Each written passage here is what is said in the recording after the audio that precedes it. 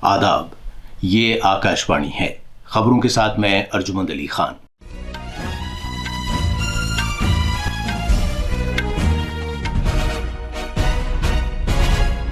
वजीर आजम नरेंद्र मोदी ने नए भर्ती किए गए एहलकारों को 1 लाख से ज्यादा तकर्रुनामे तकसीम किए हैं।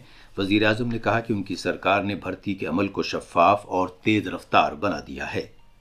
महाराष्ट्र के साबिक वजीर आला अशोक चौहान ने कांग्रेस पार्टी छोड़ दी है।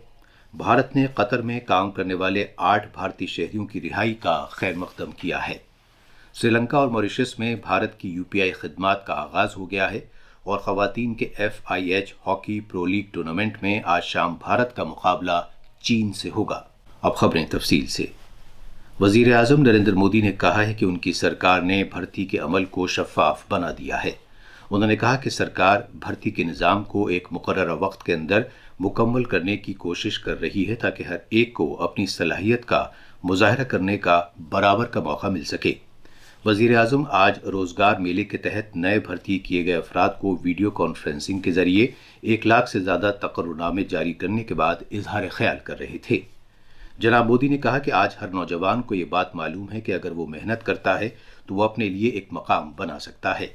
उन्होंने कहा कि 2014 से सरकार नौजवानों के साथ राब्ता कायम रखने की कोशिश करती रही है ताकि वो तरक्की के अमल में शामिल हों। वज़ीर आज़म ने कहा कि गुज़श्ता 10 साल में उनकी सरकार ने साबिक़ा हुकूमत के 10 साल के अरसे के मुकाबले 1.5 गुना ज़्यादा सरकारी मुलाजमतें फराहम की हैं। उन्होंने कहा कि नौजवानों को सरकार मुलाजमत देने का काम तेज़ी के साथ जारी रखे हुए है। जनाब मोदी ने कहा कि साबिक़ा सरकारों के दौरे हुकूमत में इश्तिहार से लेकर मुलाजमत देने तक काफ़ी वक्त लगा करता था। उन्होंने कहा कि काम में ताख़ीर होने पर रिश्वत का भी सहारा लिया जाता था। वज़ीर आज़म ने कहा कि भारतीय रेलवेज़ का महकमा आज एक बड़ी काया पलट के दौर से गुजर रहा है। उन्होंने कहा कि भारतीय रेलवेज़ की तस्वीर इस दहाई के आखिर तक पूरी तरह बदल जाएगी। जनाब मोदी ने कहा कि बेहतर राब्ते कायम होने से मईशत में भी जामे तरक्की हुई है और इससे नए कारोबार और सियाहत को फ़रोग़ हासिल होता है। जनाब मोदी ने कहा कि भारत में तीसरा सबसे बड़ा स्टार्टअप निज़ाम काम कर रहा है। उन्होंने बताया कि मुल्क में स्टार्टअप इदारों की तादाद अब तकरीबन 1.25 लाख हो गई है और इनसे नौजवानों के लिए रोज़गार के बड़े मौक़े पैदा हो रहे हैं। वज़ीर आज़म ने मज़ीद कहा कि विकसित भारत के सफ़र में हर सरकारी ओहदेदार को अहम रोल अदा करना है। उन्होंने कहा कि आज जिन 1 लाख अफराद की भर्ती की गई है इससे नया जोश और वलवला पैदा होगा। जनाब मोदी ने कहा कि इस बात से कोई फ़र्क नहीं पड़ता कि ये अफराद किस महकमे में काम करेंगे, बल्कि उनकी कोशिशें मुल्क की तामीर के लिए वक्फ रहेंगी। जनाब मोदी ने कहा कि उनकी सलाहियत साजी के लिए सरकार ने कर्मयोगी भारत पोर्टल का आगाज़ भी किया है। इस मौके पर वज़ीर आज़म ने नई दिल्ली में कर्मयोगी भवन के मरबूत कॉम्प्लेक्स के पहले मरहले का संग बुनियाद भी रखा। इसका मकसद मिशन कर्मयोगी के मुख्तलिफ शोबों के दरमियान इश्तराक और तालमेल को फ़रोग़ देना है। रोज़गार मेले का एहतमाम मुल्क भर में 47 मकामात पर किया गया। ये भर्तियाँ मरकज़ी सरकार के महकमों, रियासती सरकारों और मरकज़ के ज़ेर इंतज़ाम इलाक़ों के मुख्तलिफ महकमों में की गई हैं जो इस पहल में शामिल हैं। वज़ीर आज़म नरेंद्र मोदी कल से मुत्तहदा अरब अमारात का 2 रोज़ा दौरा करेंगे। अपने दौरे के दौरान जनाब मोदी UAE के सदर शेख मोहम्मद बिन जायद अल नहयान के साथ 2 तरफ़ा मीटिंगें करेंगे।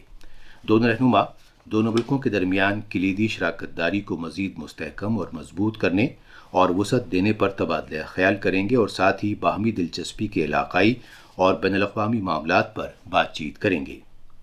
वज़ीर आज़म मोदी मुत्तहदा अरब अमारात के नायब सदर, वज़ीर आज़म और वज़ीर दिफ़ा से भी मुलाकात करेंगे।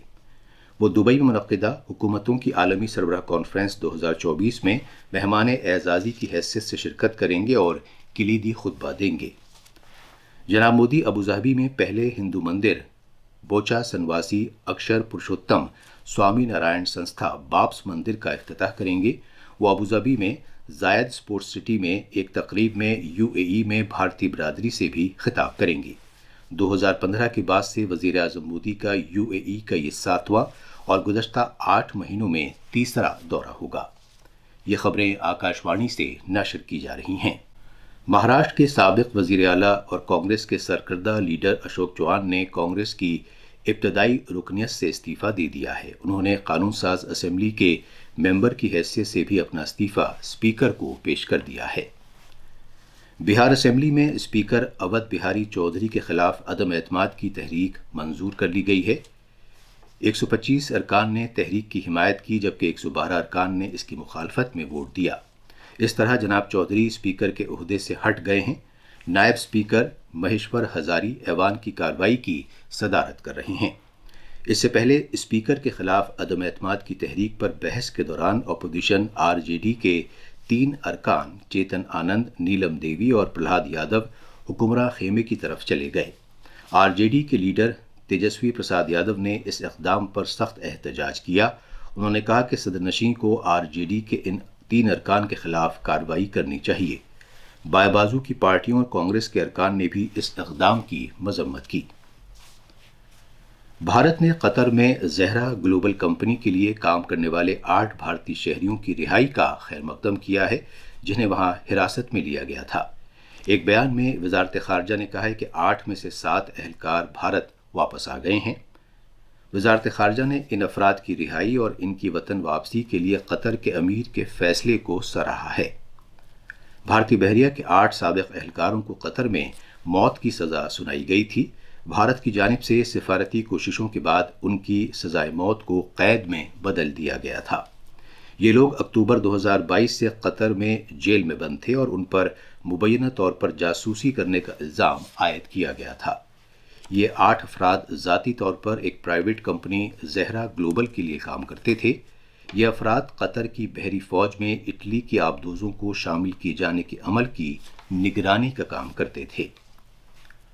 भारत की यूपीआई खिदमात का आज श्रीलंका और मॉरिशस में आगाज़ हो गया है। मॉरिशस में रुपे कार्ड खिदमात का सिलसिला भी आज से शुरू हो गया है। वज़ीर आज़म नरेंद्र मोदी ने श्रीलंका के सदर रनिल विक्रमसिंघे और मॉरिशस के वज़ीर आज़म प्रवीण जुगनाथ के साथ वीडियो कॉन्फ्रेंसिंग के जरिए इस तकरीब में शिरकत की।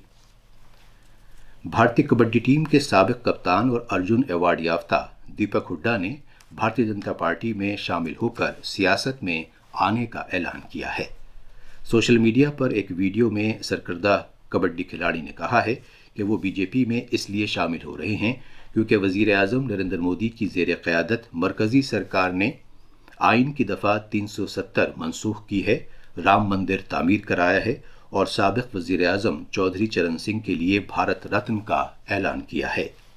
दीपक हुड्डा ने मुल्क में खेलों की सहूलियात को बेहतर बनाने और खेलो इंडिया यूनिवर्सिटी गेम्स जैसे इक़दाम करने पर वज़ीर आज़म की सताइश भी की।